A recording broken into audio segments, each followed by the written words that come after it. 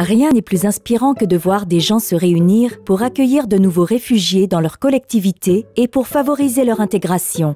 C'est ce mouvement de générosité universelle qui est au cœur même du parrainage communautaire de réfugiés et il est très encourageant de savoir que de tels programmes sont lancés partout dans le monde. Parrainer de nouveaux réfugiés est une expérience unique et enrichissante. Cela transformera non seulement la vie de ces réfugiés, mais aussi la vôtre. De plus, le geste que vous faites profitera à l'ensemble de votre collectivité. En parrainant de nouveaux réfugiés, vous prenez une importante responsabilité. Quelle démarche devez-vous entreprendre avant l'arrivée des réfugiés que vous parrainez? Il existe une foule d'outils pour vous aider à comprendre votre rôle de répondant. Consultez le site web du gouvernement de votre pays pour obtenir des détails sur les programmes en vigueur. Dans certains pays, vous pourriez aussi être en mesure de communiquer avec un organisme communautaire pour obtenir des directives. Après vous être renseigné sur le programme de parrainage communautaire offert dans votre localité, vous pouvez former un groupe de parrainage. Il n'y a pas de taille de groupe idéale, mais les responsabilités peuvent être partagées entre un plus grand nombre de personnes dans les grands groupes. Le parrainage nécessite de travailler en étroite collaboration, alors assurez-vous que tous les membres du groupe comprennent parfaitement les responsabilités collectives qu'ils assument en se joignant au groupe. Une fois votre groupe en place, vous travaillerez ensemble pour dresser un plan d'établissement. Les nouveaux réfugiés auront besoin de votre aide pour gérer des aspects de la vie quotidienne que vous tenez pour acquis, comme les vêtements, le logement et les objets ménagers, l'apprentissage de la langue, l'accès aux services de santé, l'utilisation des transports en commun et l'inscription des enfants à l'école. Certains groupes s'organisent en comités et se répartissent les tâches. Dans d'autres groupes, les répondants assument toutes les tâches ensemble. N'oubliez pas que votre rôle consiste aussi à accueillir les réfugiés et à leur offrir un soutien affectif. Alors assurez-vous que votre plan prévoit du temps pour les activités sociales. Vous pourriez vouloir ramasser des fonds pour couvrir les frais d'établissement comme le loyer, la nourriture et les vêtements pendant la période de parrainage. Dans un tel cas, envisagez de créer au sein de votre groupe un comité spécial qui fixera les objectifs de la campagne de financement et déterminera comment vous recueillerez et gérerez les fonds.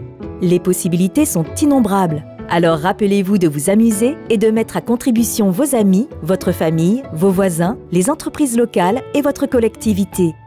L'accueil des nouveaux réfugiés à leur arrivée sera sans aucun doute l'un des moments les plus réjouissants du parrainage et il marquera aussi la première étape de l'exécution de votre plan d'établissement. Assez rapidement, vous devrez aider les nouveaux réfugiés à subvenir à leurs besoins fondamentaux. Assurez-vous que les membres du groupe sont particulièrement disponibles au cours des premières semaines suivant l'arrivée des nouveaux réfugiés.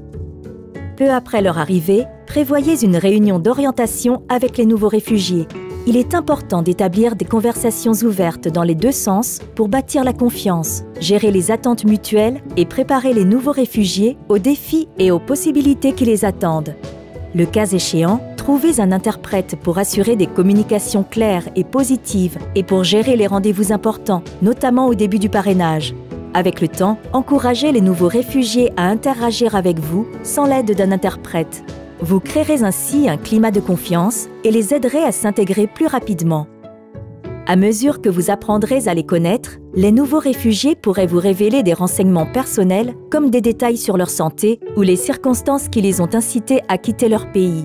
Il est important que tous les membres de votre groupe de parrainage assurent la confidentialité de ces renseignements qu'ils ne doivent en aucun cas communiquer de manière à nuire à la protection de la vie privée des réfugiés ou à les exposer à un risque, eux ou les membres de leur famille à l'étranger.